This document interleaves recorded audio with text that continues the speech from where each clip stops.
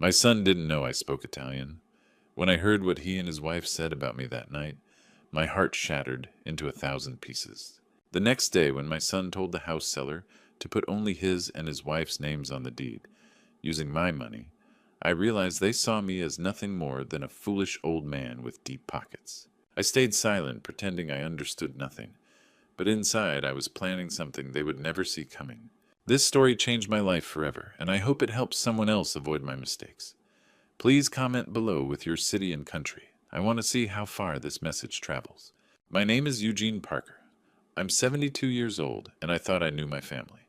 My son Trevor, 38, had been struggling financially after his third business failure. His wife Chiara, a 35-year-old Italian woman, worked at a travel company but never earned enough to cover their lifestyle. I've been a widower for 3 years, living alone in South Boston. After 45 years as an electrician, I had a decent pension and savings. Nothing fancy, but enough to live comfortably and help my family when needed. Trevor had tried everything: the food truck that got shut down by health inspectors, the online marketing scheme that collapsed. His latest landscaping company folded when his partner disappeared with their equipment. Each failure crushed his confidence a little more. Chiara was different from Trevor's previous girlfriends. She spoke with that musical Italian accent, but whenever she got frustrated, she'd switch to rapid Italian, leaving me standing there confused. Same thing when she called her family in Florence. Trevor had picked up enough Italian to follow along, but me, I was always excluded. That feeling started eating at me 18 months ago, so I secretly started learning Italian online. Every evening I'd close my bedroom door and study with headphones. Slowly I began understanding what they really said when they thought I couldn't hear. 2 weeks ago they came to me with what Trevor called the perfect solution. "Dad, we found a way to get out of debt and give you a better investment," he said, settling into my recliner. Chiara perched on my couch, eyes sparkling. "We can buy a bigger house, you live with us, and it's good investment for the family." The plan seemed reasonable. I'd sell my house, add my life savings of $280,000, and we'd buy a family home together. They painted pictures of Sunday dinners, grandchildren in a big backyard, me having my own master suite. "We'll put all three names on the deed," Trevor assured me. "You'll be an equal owner, Dad. We're family." "You won't be alone anymore, Eugene," Chiara added. "We take care of each other like real Italian families." The loneliness had been crushing me since Margaret died. The house felt too quiet, too empty. Being part of a real family again, having voices and laughter fill the silence, was everything I'd hoped for. I said yes. But last night changed everything. It was 11:30, and I was reading in bed when I heard whispers from the kitchen below. Something about the secretive tone made me curious. I slipped out and crept to the stairs. Chiara's voice speaking Italian. "Once we get his money for the house, we can sell it and move back to Italy with my family." My blood turned to ice. Trevor responded in broken Italian, "The old man will never know what happened. We'll put only our names on the deed." "He's so trusting," Chiara continued. "After we sell, we'll have enough money to start fresh in Florence. My brother has that restaurant space waiting." I stood there in pajamas, gripping the banister until my knuckles went white. 18 months of secret Italian lessons had just revealed the most painful truth of my life. My own son was planning to rob me blind. I quietly returned to my room, heart shattered, but mind already working. Tomorrow I would play the perfect fool. The smell of coffee and bacon filled my kitchen as I made my way downstairs.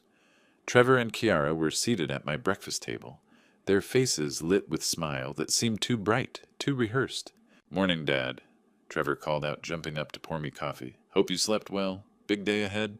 Chiara looked up from her scrambled eggs, dark eyes sparkling with calculated enthusiasm. "Good morning, Eugene. You look so rested. Are you excited about today?" I settled into my chair, accepting the coffee. "You two certainly seem energetic. What's got you so wound up?" Trevor practically bounced back to his seat. "Dad, we found the perfect house. You're absolutely going to love it." "Really?" I let my voice carry curiosity mixed with cautious optimism. "Tell me about it."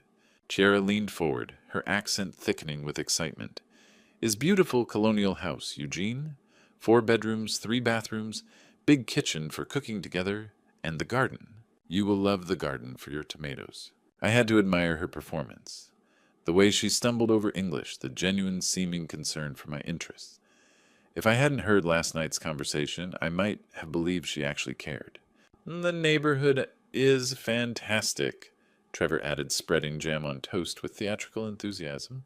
Great schools nearby and only 20 minutes from your old electrician buddies. Sounds wonderful, I said, sipping coffee to hide my expression. But can we really afford something like that? Trevor's smile never wavered. That's the beauty of it, Dad. With your house sale and savings, plus what Kiara and I contribute, we'll have exactly what we need. And remember, we'll put all three names on the deed just like we agreed. Equal partners. There it was. The lie delivered with such conviction, such apparent sincerity. I watched Kiara squeeze Trevor's hand, a gesture that looked supportive, but felt conspiratorial. Equal partners, I repeated slowly. That sounds fair. More than fair, Kiara said, voice warm with fake affection. We are family, Eugene. In Italy, family takes care of family. Always. I nodded thoughtfully. Your family values mean a lot, Kiara, especially since Margaret passed. For just a moment, something flickered across Trevor's face. Guilt, doubt. But it vanished quickly. Mom would love knowing we're all together, he said firmly. She always worried about you being alone. The irony was suffocating. Margaret would have seen through this scheme in 30 seconds. So when do we see this dream house? I asked, standing to rinse my cup. The seller can meet us at 10:30, Trevor said, checking his phone. Marco Benedetti, nice Italian guy. Chiara's already been chatting with him. Of course she had. I wondered what they'd discussed in their native tongue. Well then, I said, patting my shirt pocket where I'd tucked the certified check. $280,000, representing 45 years of saving and Margaret's life insurance. I suppose we should get ready. As I headed upstairs, I heard them whispering excitedly below. Not in Italian this time. They were being careful now, sticking to English in case I was listening. Too late for that precaution. 20 minutes later, we were in Trevor's Honda, driving through morning traffic, toward what they believed would be their payday. I sat in the back seat, watching familiar Boston streets roll by my wallet, heavy with the future they planned to steal. As we pulled into the driveway of a beautiful colonial house in Newton, I wondered what other lies I was about to discover. Marco Benedetti greeted us at the front door of the beautiful colonial house with a warm smile and a firm handshake. He was in his early 50s, well-dressed in khakis and a crisp white shirt with salt and pepper hair and kind brown eyes. Welcome. You must be the Parker family. I'm so glad you could make it this morning. Trevor stepped forward first. Mr. Benedetti, thank you for meeting with us. I'm Trevor. This is my wife, Kiara, and my father, Eugene. Please call me Marco, he said, shaking our hands. When he got to Kiara, his face brightened. Ah, the lovely lady I spoke with on the phone. Your voice is even more beautiful in person. Chiara blushed prettily, her accent showing through. Thank you, Marco. You are very kind. Shall we take a look around? Marco gestured inside. I think you'll find everything exactly as I described. He wasn't exaggerating. The house was stunning. Gleaming hardwood floors, crown molding, and large windows filled every space with natural light. The kitchen had granite countertops, stainless steel appliances, and an island perfect for family gatherings. The previous owners took excellent care, Marco explained. New roof 2 years ago, updated electrical heating system just serviced. I found myself genuinely impressed despite everything. The master bedroom had a walk-in closet and ensuite bathroom. 3 additional bedrooms each, spacious and full of character. The finished basement could serve as a family room. But the backyard really got to me. A sprawling lawn surrounded by mature oak trees with established flower beds, and a vegetable garden area perfect for the tomatoes Margaret and I used to grow. It's beautiful, I said, meaning every word. This would have been perfect for our family. Trevor shot me a quick look at my past tense, but Marco seemed pleased. The asking price is $420,000, Marco said as we gathered in the living room. But I'm flexible for the right buyers. This house deserves a family that will love it. That's very reasonable, Trevor said, slipping into negotiation mode. We're definitely interested, but we'd need to discuss details. Chiara nodded enthusiastically. Is exactly what we are looking for, Marco. Perfect for raising famiglia. I noticed how she let that last word roll off her tongue, the Italian pronunciation natural and musical. Marco noticed, too, his eyebrows raising with interest. Famiglia, he repeated with a smile. You speak Italian. A little bit, Chiara said modestly. I am from Firenze originally. Firenze, beautiful city. I have cousins there. Marco said, his demeanor shifting to something warmer. And you, Trevor, do you speak Italian as well? Trevor straightened with obvious pride. I've been learning from Chiara. I'm not fluent, but I can get by. Marco glanced at me with polite curiosity. And you, Mr. Parker? I shook my head with what I hoped looked like good-natured resignation. I'm afraid not. These two leave me in the dust when they start chattering away in Italian. I just smile and nod. Everyone laughed, including me, though mine felt hollow. Marco studied Trevor and Chiara for a moment, something calculating flickering behind his friendly expression. Then he smiled and said, "Well then, perhaps we should discuss the specifics of what you're looking for." That's when Marco switched to Italian, and my world changed forever. Marco looked at Trevor and Chiara and said in Italian, "So how do you want to handle the paperwork?" I continued examining a family photo on the mantelpiece, my expression carefully neutral, while my heart began to race. Here it was, the moment of truth I'd been dreading and anticipating in equal measure. Trevor responded in his broken but confident Italian, "We want only my wife's name and mine on the deed." Marco's eyebrows furrowed slightly. "But your father is contributing the money, correct?" "Yes," Chiara said smoothly in Italian, "but he doesn't need to be on the legal documents. It's simpler this way." I picked up another photo, this one of Marco with what looked like his own family, and pretended to study it with interest. My hands were steady, but inside everything was crumbling. Trevor leaned forward conspiratorially. "The old man doesn't understand anything anyway," he said in Italian. "He'll sign whatever we put in front of him." The casual cruelty in his voice hit me like a physical blow. This was my son. The boy I'd taught to ride a bike, helped with homework, walked down the aisle at his wedding. And he was talking about me like I was some senile fool to be manipulated. Marco shifted uncomfortably in his chair. "Are you sure about this?" "It doesn't seem right to me." "Don't worry about it," Trevor said, waving his hand dismissively. "He trusts us completely. He'll never find out." Chiara nodded in agreement. "It's really better for taxes this way. Less complicated paperwork. We can always add him later if needed." "But we won't need to," Trevor added with a smirk.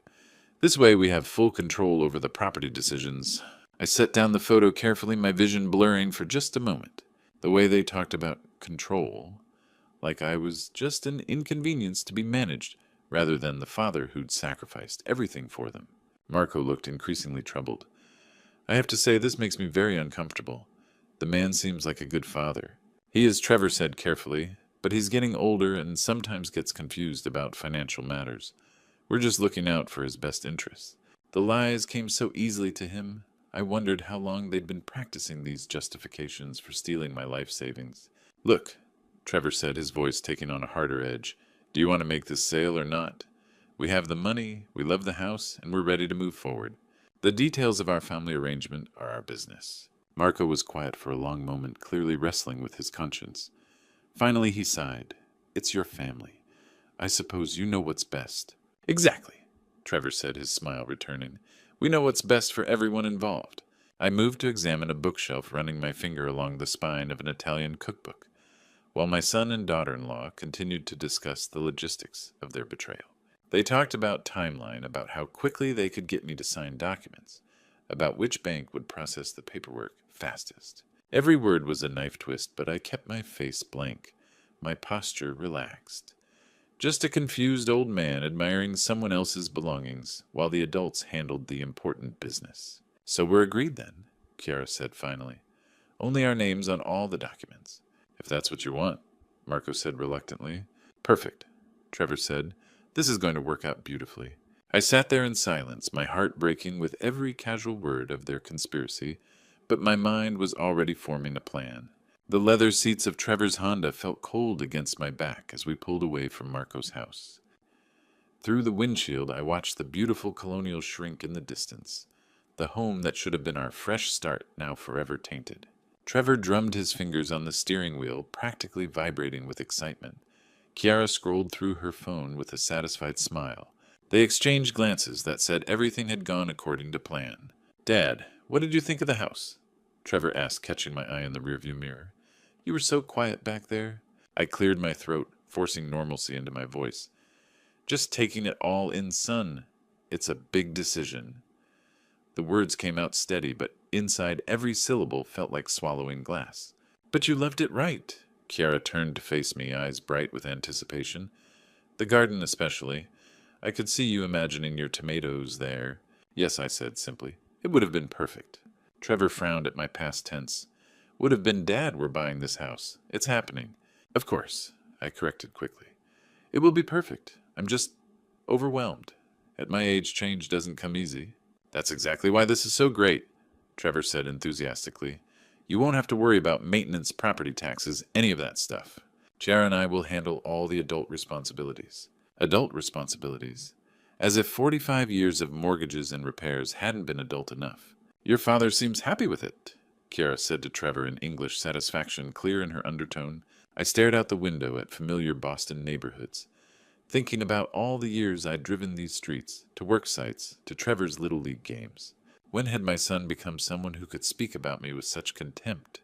When we got home, Trevor immediately pulled out wine. This calls for a celebration, he announced, producing 2 glasses. To new beginnings. None for me? I said, waving off the glass. I'm feeling tired. Think I'll head upstairs early. Come on, Dad, Trevor pressed. Just 1 glass. We're about to become homeowners together. Really, son, I'm exhausted. I patted his shoulder with forced affection. You 2 celebrate. You deserve it. I climbed the stairs slowly, hearing their excited whispers below. Once in my bedroom, I closed the door and sat heavily on the bed. 38 years of being Trevor's father. I remembered teaching him to tie shoes, helping with homework, his wedding day hug. When he whispered, "Thanks for everything, Dad." Where had that boy gone? I pulled out my laptop, a Christmas gift from Trevor 2 years ago, and opened the browser. If they thought I was some confused old man who'd sign anything they were about to learn otherwise. I researched property law, deed transfers, power of attorney documents. I read about elder fraud, about children who exploited their parents' trust. I learned about legal protections, asset safeguarding, financial abuse. Margaret's voice echoed in my memory. Eugene, you're too trusting. Not everyone has your good heart. Gone 3 years, but still trying to protect me. The celebration downstairs continued for another hour. Laughter, music, clinking glasses. They were toasting their future with my money, planning their escape with my life savings. That night I didn't sleep. I planned. The next morning, while Trevor was at work and Chiara was out shopping, I made the phone calls that would change everything. My hands were steady as I dialed Catherine Brooks' number. Catherine had handled Margaret's estate, and I trusted her completely. Brooks and Associates, this is Catherine.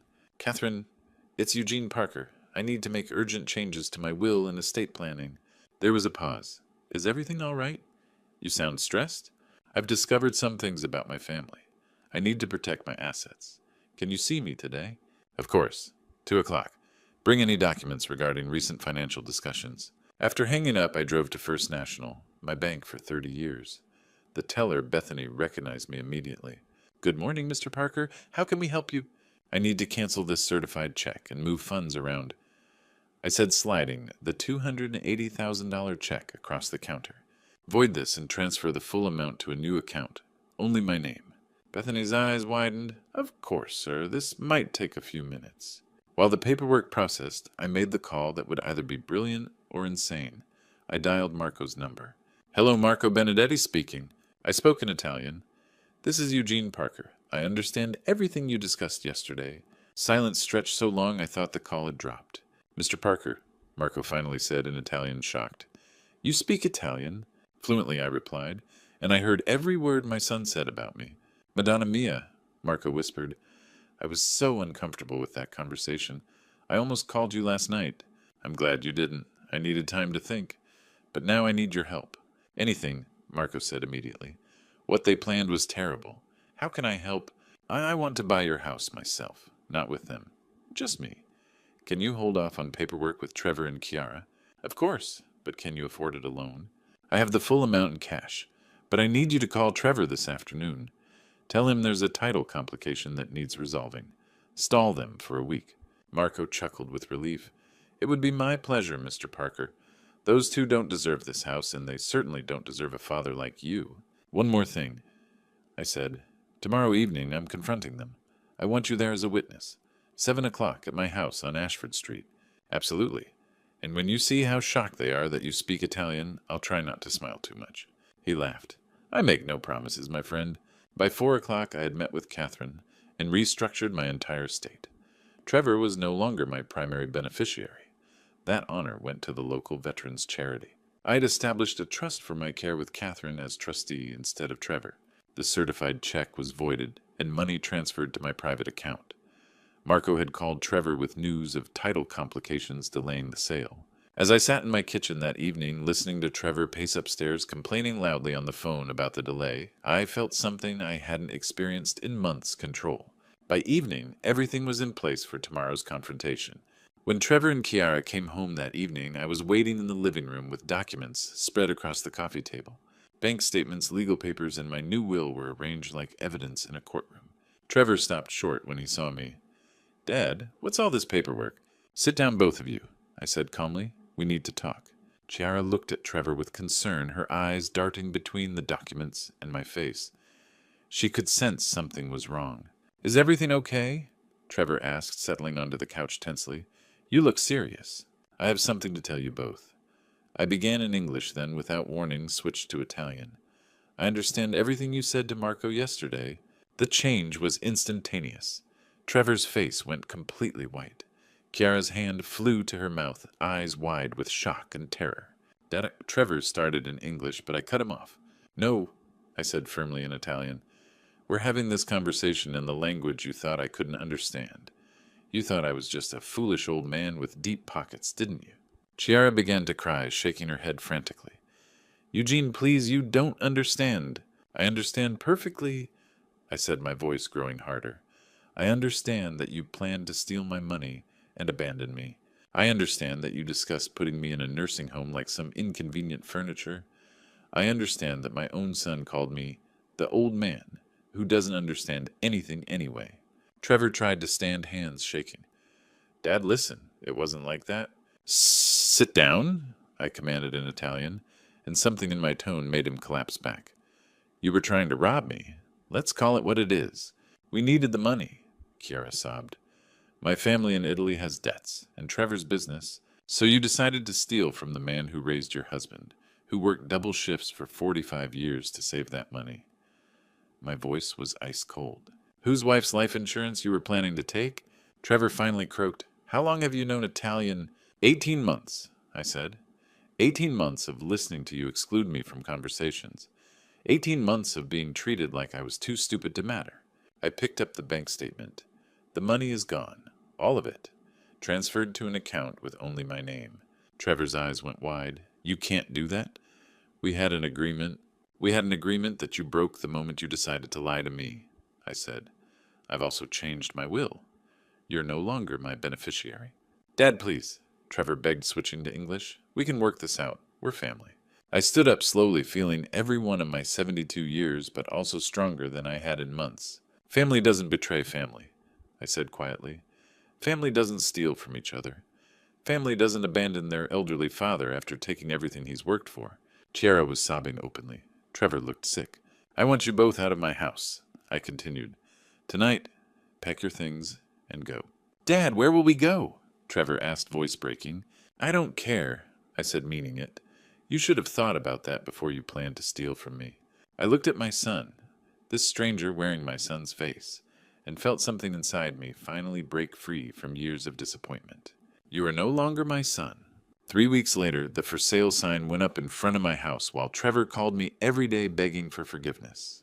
The real estate market was hot that spring, and my little house in South Boston sold in just 2 weeks for $15,000 more than I'd expected. 45 years of memories packed into boxes, but I felt lighter with each item I gave away or donated. Trevor and Chiara had been forced to move out the night of our confrontation. I'd watched from my bedroom window as they loaded their car with suitcases and boxes, Chiara crying, while Trevor made frantic phone calls trying to find them somewhere to stay. They ended up renting a cramped studio apartment in Revere, far from the colonial house they'd planned to steal from me. "Dad, please," Trevor said during one of his daily calls. "We made a mistake. We're family. Family doesn't betray family." I replied the same words I'd used that night. Then I hung up. The calls kept coming. Sometimes it was Trevor's voice breaking as he apologized. Sometimes it was Chiara sobbing in Italian, begging me to reconsider. I let them all go to voicemail. One afternoon I found a handwritten letter in my mailbox, written in Chiara's careful Italian script. She poured her heart out on 3 pages, explaining about her family's debts in Florence, about Trevor's failed businesses, about how desperate they'd become. She swore they never meant to hurt me, that they'd planned to take care of me after they moved to Italy. I read it twice, then threw it away. Pretty words couldn't erase what I'd heard that day at Marco's house. With the house sold and my affairs in order, I had some decisions to make. The first was easy. I donated $100,000 to the Veterans Support Network, a local charity that helped elderly veterans who had no family support. The irony wasn't lost on me. "This is incredibly generous, Mr. Parker," said Janet Morrison, the charity's director, when I presented the check. "This will help so many people who have nowhere else to turn."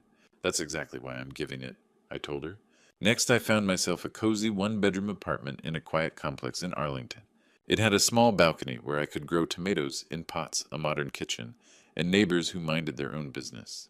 The rent was reasonable, and with my pension and the remaining $200,000 from the house sale, I was more financially secure than I'd ever been. Marco called me the day I moved into my new place. "How are you settling in, my friend?" he asked in Italian. "Better than I expected," I said, looking around my clean, simple apartment. "It's peaceful here. And your son's still calling." "Every day, but I don't answer." "Good," Marco said firmly. "What they planned to do was unforgivable. You did the right thing, Eugene." "Sometimes I wonder if I was too harsh," I admitted. "No," Marco said immediately. "I have 3 children of my own. If any of them treated me the way Trevor treated you, I would do exactly what you did. Respect must be earned even from family, especially from family." 2 months after the confrontation, Trevor showed up at my apartment building. The security guard called up to ask if I wanted to see him. "No," I said without hesitation. "Tell him I'm not available." Through my balcony window, I watched Trevor sit on a bench across the street for 2 hours, occasionally looking up at my building. Eventually, he got back in his car and drove away. He didn't come back. As summer arrived and my tomato plants began to flourish on the balcony, I realized something had fundamentally changed inside me. The constant worry about Trevor's finances, the guilt over not helping enough, the exhausting effort of trying to maintain a relationship with people who saw me as an ATM. All of it was gone. For the first time in years, I felt truly free. 6 months later, as I sat in my peaceful garden reading an Italian novel, I realized that betrayal had given me the greatest gift of all, my independence. The morning sun filtered through my balcony's small oak tree. My tomato plants were heavy with fruit, and the Italian novel in my hands, Il nome della rosa by Umberto Eco, was challenging but rewarding. I understood more with each page. This was my life now. Quiet mornings, good books, and the freedom to make every decision for myself.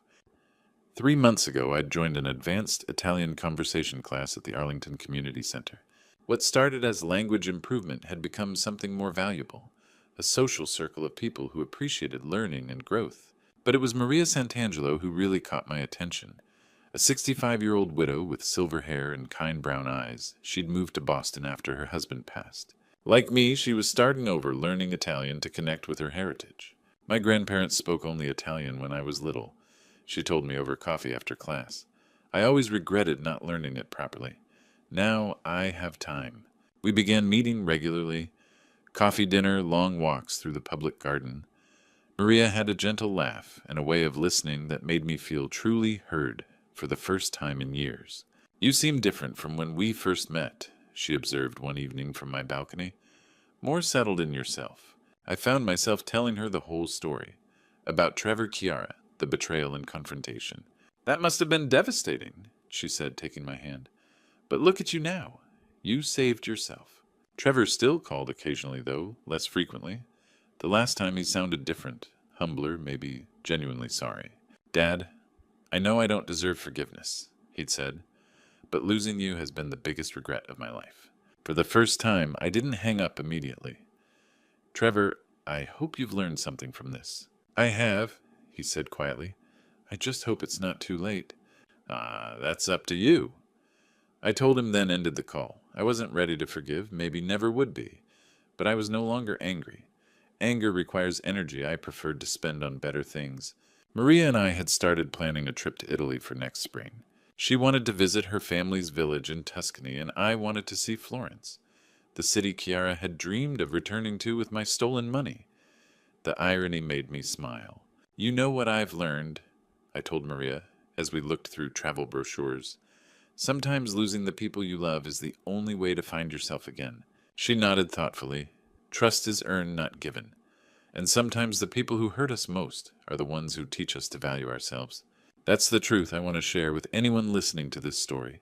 Family isn't just about blood, it's about respect, honesty, and genuine care. When those things are missing, it's not betrayal to walk away, it's survival. If you're in a situation where people take advantage of your kindness, remember that it's never too late to choose yourself. I was 72 when I learned to say no, when I learned to protect what was mine, when I learned that being alone is better than being with people who don't value you. Trust is earned, not given. Your worth isn't determined by how much others can take from you. And sometimes the best gift you can give yourself is the courage to start over.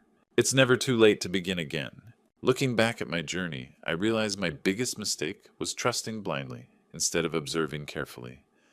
Don't be like me waiting until 72 to discover that family can betray you. The signs were always there: whispered conversations, exclusion from decisions, the way they spoke when they thought I couldn't understand. Grandpa stories like mine happen too often. Elderly people watch their life savings disappear into ungrateful hands. This true story taught me that God gives us intuition for a reason, that uncomfortable feeling when something isn't right. I ignored it too long, choosing hope over wisdom. The Lord works mysteriously, sometimes allowing betrayal to teach us our worth. When I finally stood up for myself, I felt God's strength flowing through me, giving me courage I never knew I possessed. Here's what I learned. Love without boundaries becomes enabling. Generosity without wisdom becomes foolishness. Family loyalty that isn't reciprocated becomes self-destruction. These grandpa stories aren't just entertainment, they're warnings wrapped in wisdom. If you're living this true story right now, don't wait like I did. Protect yourself before it's too late. Set boundaries. Ask questions. Demand respect. Your peace of mind is worth more than anyone's approval, even your children's. Sometimes the Almighty puts difficult people in our lives, not to drain us, but to teach us self-value. The hardest lesson, saying no, isn't selfish, it's sacred. You have the right to protect what you've worked for. Don't become another grandpa stories about an old fool who gave everything away. Learn from my mistakes. It's never too late to choose yourself, but always better to choose sooner. This true story changed my life. I hope it changes yours too. If my story touched your heart, please share it with someone who needs to hear it. Leave a comment about your own experiences with family boundaries. Your wisdom might help someone avoid my mistakes. Don't forget to subscribe for more real-life stories that matter. Together we can help each other navigate life's most difficult relationships.